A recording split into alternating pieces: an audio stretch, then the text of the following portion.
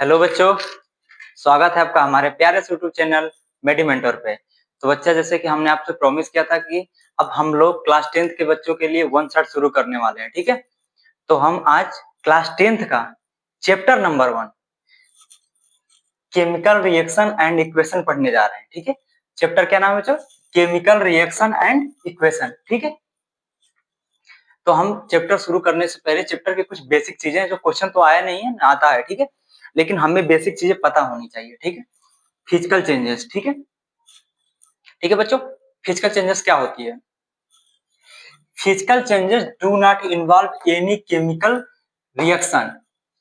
मतलब कि physical changes के अंदर कोई भी केमिकल रिएक्शन नहीं इन्वॉल्व होना चाहिए। अब केमिकल रिएक्शन क्या होता है? अब केमिकल रिएक्शन, कोई केमिकल रिएक्शन इन्वॉल्व नहीं होनी चाहिए, ठीक है बच्चों। इसका एग्जांपल है melting of wax, boiling of water, ठीक है। जो वाटर बॉयल होता है उसके अंदर कोई केमिकल रिएक्शन नहीं इन्वॉल्व है। और जो वाटर और उसके बाद जो मेल्टिंग होता है वैक्स का, ठीक है, जब कैंडल जलती है तो मेल्ट होता है ना वैक्स, उसका बोल रहा है मेल्टिंग ऑफ द वैक्स, ठीक है। वो क्या है? फिजिकल का एग्जांपल है, फिजिकल चेंजेस। इसी तरह है केमिकल चेंजेस। केमिकल चेंजेस का हम थोड़ा सा डेफिनेशन देख लें तो है कि केमिकल चेंजेस वो होते हैं जिनमें केमिकल चेंजेस में केमिकल रिएक्शन इन्वॉल्व होती है। केमिकल रिएक्शन इन्वॉल्व, ठीक है। इसके अंदर केमिकल रिएक्शन इन्वॉल्व होती है, ठीक है। इसके अंदर केमिकल रिएक्शन इन्वॉल्व होती है, ठीक है। इसके अंदर केमिकल रिएक्शन इन्वॉल्व होती है। अब बताते हैं कैसे, ठीक है। बर्निंग ऑफ द पेपर, ठीक है। क्या? Burning of the paper, paper जल रहा हो, ठीक है, तो उसमें क्या ऑक्सीजन की जरूरत पड़ेगी, ठीक है, तो उसमें केमिकल रिएक्शन इन्वॉल्व हुआ। रिफाइनिंग ऑफ द फ्रूट, जब फ्रूट पकता है तब की बात कर रहा है। मान लो जैसे कि हम कोई पेज लेते हैं, जैसे कि हमने एक पेज लिया, ये इसको हमने ऐसे फाड़ा, ये हमारा क्या हुआ? इसका हम फिजिकल चेंजेस किए हैं। ये क्या कहें? हम फिजिकल चेंजेस किए हैं, ठीक है। अब केमिकल चेंजेस क्या होता है? देखो बच्चों, मान लो हमने एक मोमबत्ती लिया, कैंडल लिया,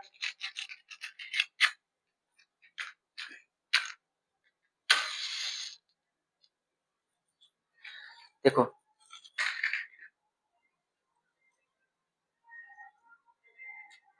हमने कैंडल जला दिया। कैंडल क्यों जला? क्योंकि ऑक्सीजन, अगर ऑक्सीजन नहीं रहे तो कैंडल नहीं जलेगा, ठीक है। अब देखो, अब यहां से ध्यान से देखो, ये मेल्टिंग हो रही है, वैक्स मेल्ट हो रही है, ये हो गया हमारा फिजिकल चेंजेस। लेकिन मैंने यहाँ किया था ना बच्चा, कुछ इंटरेस्टिंग है। बर्निंग ऑफ द कैंडल, ये जो कैंडल बर्न हो रही है, ये केमिकल रिएक्शन है। तो एक ही में दो हो गई। क्या? Melting of the wax is a physical changes और burning of the candle is a chemical changes. अब क्यों केमिकल चेंजेस है? क्योंकि जो बर्न हो रही है ऑक्सीजन की वजह से, अगर हम ऐसे ढक दें तो तुरंत बुझ जाएगा, ठीक है। जब बुझ जाए, इसी वजह से इसको बोलते हैं केमिकल चेंजेस, और मेल्ट हो रही वैक्स इसको बोलते हैं फिजिकल चेंजेस। तो आपको बिल्कुल भी एकदम ध्यान से देख लीजिए, आपको समझ में आ गया। मेल्ट जो हो रही है, वैक्स हो रही, मेल्टिंग ऑफ द वैक्स, ये फिजिकल चेंजेस हो गया, और burning of the candle is chemical changes, ठीक है।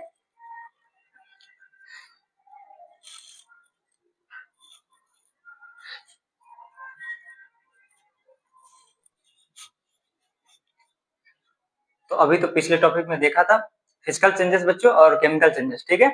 अब हम नेक्स्ट टॉपिक जो है हम पढ़ने जा रहे हैं, what is a chemical reaction. अब हमारा कि what is a chemical reaction, chemical reaction क्या होता है, ठीक है। किसको केमिकल रिएक्शन बोलते हैं? What is a chemical reaction? The process of interact of chemicals, वो प्रोसेस होता है, जो प्रोसेस होता है जिसमें इंटरेक्ट करते हैं कौन? केमिकल। जब केमिकल इंटरेक्ट करते हैं, मतलब इंटरेक्ट करने का मतलब होता है मिलना, ठीक है।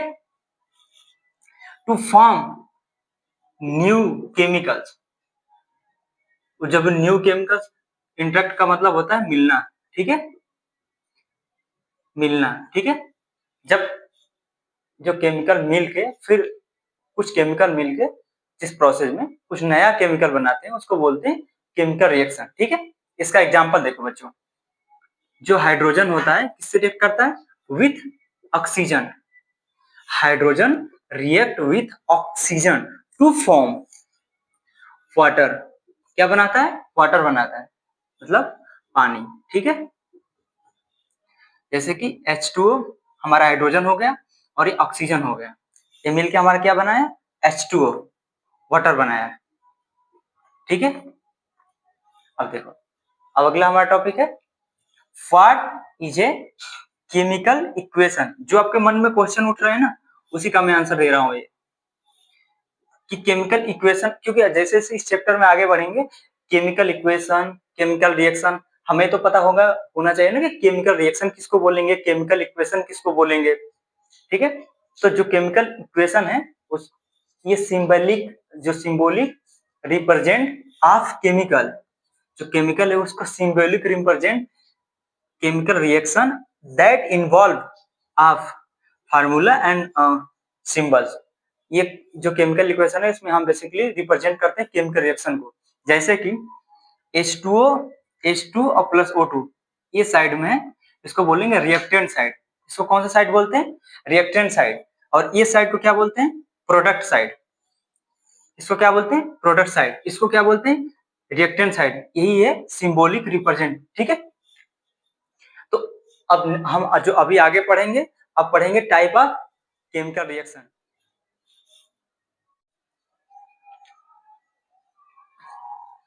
अब हमारा नेक्स्ट टॉपिक है बच्चों टाइप ऑफ केमिकल रिएक्शन, ठीक है। तो जो हमारा केमिकल रिएक्शन है बच्चों वो 4 टाइप का होता है। पहला होता है कॉम्बिनेशन रिएक्शन, दूसरा होता है डीकम्पोजिशन रिएक्शन, तीसरा होता है डिस्प्लेसमेंट रिएक्शन, चौथा होता है डबल डिस्प्लेसमेंट रिएक्शन। देखो कॉम्बिनेशन रिएक्शन मतलब कुछ तो जोड़ने की बात हो रही होगी इसमें, क्योंकि क्वेश्चन में कह रहा है कॉम्बिनेशन, कंबाइंड करना, मतलब कुछ चीजें जोड़ी जा रही होंगी, ठीक है, जोड़ के कुछ नया चीजें बनाया जा रहा है, मतलब कॉम्बिनेशन रिएक्शन। इसके वर्ड से ही मतलब समझ में आ रहा है कि कुछ चीजों को हम कंबाइंड कर रहे होंगे। अब देखो दूसरा डीकम्पोजिशन रिएक्शन।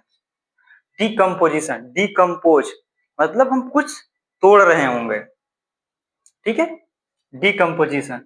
फिर displacement reaction, double displacement reaction, ठीक है। तो एक एक करके बच्चों चलते हैं, पढ़ते हैं, ठीक है। सबसे शुरू करते हैं कॉम्बिनेशन रिएक्शन। कॉम्बिनेशन रिएक्शन क्या होती है,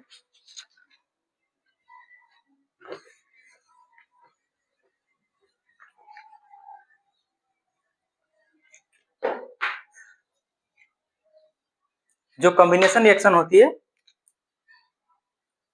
ए प्लस बी प्लस सी मिलके बना, मान लो कि ए बी सी मिलके बना दिया, ठीक है। ए प्लस बी प्लस सी मतलब हम छोटे छोटे रिएक्टेंट को मिला के, इसमें छोटे छोटे रिएक्टेंट को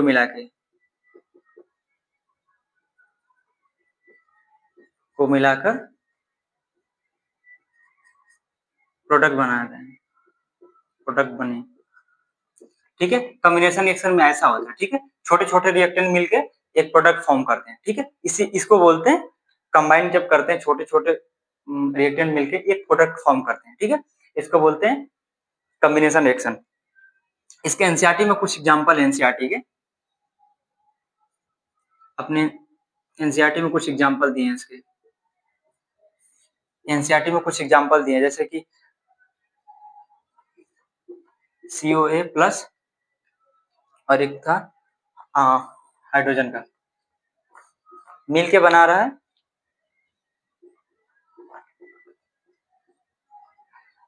अभी बैलेंसिंग का मत सोचना कि रिएक्शन बैलेंस नहीं है या फिर ऐसा कुछ, अभी रिएक्शन बैलेंस करने में मैं बताऊंगा रिएक्शन बैलेंस कैसे करते हैं, ठीक है। तो हमने क्विक लाइम को मिलाया, इसको क्विक लाइम बोलते हैं, ठीक है, या ठीक है, क्विक लाइम को मिलाया ऑक्सीजन से, ठीक है, या क्या बना CaOH2, तो इसको बोलते हैं कॉम्बिनेशन रिएक्शन, ठीक है। अब देखो उसका अगला एग्जांपल देखो, हमने कार्बन ले लिया, ठीक है, जो सॉलिड फॉर्म में होगा, ठीक है, और ऑक्सीजन ले लिया, और बच्चों क्या मिलके बन गया, कार्बन डाइऑक्साइड। हाइड्रोजन लिया, ऑक्सीजन से मिला, ये बन गया वाटर। ये कंबाइंड होके बन रहा है, ठीक है, कॉम्बिनेशन रिएक्शन। ये सल्फर हुआ, ऑक्सीजन से मिला, SO2 बन गया, ठीक है, NH4 प्लस HCl, ठीक है, मिलके क्या बन गया बच्चों, NH4Cl। आप समझे, कॉम्बिनेशन रिएक्शन मतलब इलेक्ट्रॉन साइड में जो भी होगा कंबाइंड होकर क्या बनेगा, एक प्रोडक्ट बनेगा, ठीक है। तो कॉम्बिनेशन रिएक्शन इसको बोलते हैं कि रिएक्टेंट साइड से कंबाइंड होकर एक नए चीज प्रोडक्ट में फॉर्म होगी, उसको बोलते हैं कॉम्बिनेशन रिएक्शन। मतलब कई रिएक्टेंट को जुड़ के एक प्रोडक्ट बनना, उसको बोलते हैं कॉम्बिनेशन रिएक्शन, कंबाइंड रिएक्शन, ठीक है। अब अगला पढ़ेंगे डिकम्पोजिशन रिएक्शन।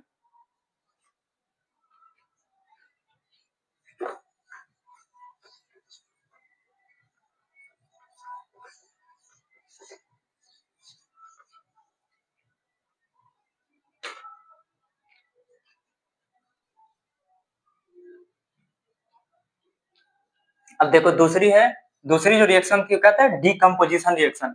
मतलब इसमें कुछ चीजें टूटेगी और नई चीजें बनेगा, ठीक है। ये बोलते हैं इसको एंडोथर्मिक रिएक्शन। एंडोथर्मिक, इसमें क्या करते हैं, हम एनर्जी देते हैं तोड़ने के लिए। क्या करते हैं, एनर्जी को देते हैं तोड़ने के लिए। किसी भी रिएक्टेंट को तोड़ने के लिए तुम्हें एनर्जी देनी पड़ेगी, ठीक है। तो अगर हम रिएक्टेंट को इसको हमको तोड़ना है यहाँ पे, हमको यहाँ पे क्या करना है, एनर्जी देना। मान लो हीट दे दी यहाँ पे, ठीक है। CO3 को हमने हीट दिया, किस में टूट गया, Ca और प्लस CO2 में टूट गया। हम पहले क्या देख रहे थे, इसमें क्या हो रहा है, रिएक्टेंट टूट रहा और किसमें चेंज हो रहा, प्रोडक्ट में। पहले क्या था, हम इन चीजों को मिला के रिएक्टेंट साइड को और एक प्रोडक्ट बना रहे हैं, हम कंबाइन करके एक नए प्रोडक्ट बना रहे हैं, उसको बोल रहे थे कॉम्बिनेशन। इसमें क्या, डिकम्पोजिशन, मतलब हम इसमें रिएक्टेंट टूट रहा है हमारा और प्रोडक्ट में नई चीजें न्यू फॉर्म हो रही है, ठीक है। तो इसमें रिएक्टेंट टूटता है और प्रोडक्ट में न्यू फॉर्म होते हैं, ठीक है, प्रोडक्ट फॉर्म होते हैं। PbNO3, ठीक है, इसमें 2 PbO प्लस 4NO2 में टूट जाएगा, ठीक है। अब देखो 2AgCl, Ag प्लस Cl2 में टूट जाएगा, ठीक है। डिकम्पोजिशन रिएक्शन समझ में आया कि हमें इसमें क्या होता है, इसका जो रिएक्टेंट है वो टूट के छोटे छोटे प्रोडक्ट फॉर्म करता है, ठीक है। और उसमें क्या था, उसमें इसका उल्टा था, कॉम्बिनेशन रिएक्शन में। कॉम्बिनेशन में एक चीज छूट गई थी, वो जो कॉम्बिनेशन रिएक्शन है, वो एक्सोथर्मिक होती है। एक्सोथर्मिक, उसमें से एनर्जी निकलती है, ठीक है। एक्सोथर्मिक रिएक्शन होती है वो, ठीक है, ये बात को ध्यान रखना। ये इंडोथर्मिक होती है, वो एक्सोथर्मिक होती है। एक्सोथर्मिक क्यों होती है, क्योंकि उसमें से एनर्जी निकलती है। इसको तोड़ने के लिए हम एनर्जी दे रहे हैं, जब हमें किसी को तोड़ना होगा तो उसमें हमें एनर्जी देनी पड़ेगी, ठीक है, तब वो टूटेगा। तो इसमें दो छोटे छोटे फॉर्म हो गए और यहाँ पे सब में एनर्जी देना पड़ेगा, ठीक है। इसमें देखो सनलाइट दिया, ठीक है, Ag प्लस Cl2 में टूट गया। तो अगर उसमें क्या था, हम कंबाइंड कर रहे थे, ठीक है बच्चों। अब देखो अगला हमारा क्या है, डिस्प्लेसमेंट रिएक्शन क्या होता है, उसको हम पढ़ते हैं। बच्चों इससे पहले हमने पढ़ा था डिकम्पोजिशन रिएक्शन, ठीक है। तो आपने देखा था इससे पहले डिकम्पोजिशन रिएक्शन। अब पढ़ेंगे तीसरा हमारा है डिस्प्लेसमेंट रिएक्शन। क्या है, डिस्प्लेसमेंट, मतलब कुछ तो हम लोकेशन चेंज कर रहे होंगे, तब ये है डिस्प्लेसमेंट रिएक्शन। इसमें क्या हो रही है, लोकेशन चेंज हो रहा है, ठीक है, डिस्प्लेस, ठीक है, इसके वर्ड में ये डिस्प्लेस, ठीक है। अब देखो इसका हो गया A प्लस BC, तो AC यहाँ से यहाँ एक हो गया और P अलग हो गया, ठीक है। तो अब क्या हुआ, डिस्प्लेस हो गया एक दूसरे से, ठीक है। इसको बोलेंगे डिस्प्लेसमेंट रिएक्शन, ठीक है। जैसे हमने आयरन ले लिया, ठीक है, Fe लिया, CuSO4 ले लिया, ठीक है, हमने चेंज किया, देखो तो FeSO4 एक जगह हो गया और कॉपर अलग हो गया, ये चेंज हो गया, डिस्प्लेस हो गया, इसके साथ ये हो गया और ये अलग हो गया, ठीक है। तो क्या हो गया, डिस्प्लेसमेंट रिएक्शन हो गया। अब देखो एक और एग्जांपल देखो, ये सब एग्जांपल है, ये भी एक एग्जांपल है, ठीक है। अब देखो जिंक हो गया, जिंक को रिएक्शन जब कराते हैं CuSO4 से, तब ये बनता है जिंक SO4 प्लस कॉपर, इसमें कॉपर अलग हो जाता है, ठीक है। अब देखो ये है, ये क्या है कि अब इसमें क्या होता है कि जो इसमें जो आयरन सॉरी Fe है और CuSO4 है, तो फिर CuSO4 इसलिए नहीं रहता क्योंकि जो Fe है ना वो रिएक्टिविटी सीरीज में ऊपर होता है, इसीलिए वो क्या करता है, रिप्लेस कर देता है। जो Fe होता है जब रिएक्टिविटी सीरीज, अभी हम उसको भी हम रिएक्टिविटी सीरीज को भी लिखवा देंगे यहाँ। रिएक्टिविटी सीरीज में जो Fe होता है वो Cu से ऊपर होता है, ठीक है, कॉपर से ऊपर होता है, इसकी वजह से ही यहाँ पे रिप्लेस कर देता है। अब देखो डबल डिस्प्लेसमेंट रिएक्शन, हमारा चौथी रिएक्शन कौन था टाइप ऑफ रिएक्शन में, डबल डिस्प्लेसमेंट रिएक्शन।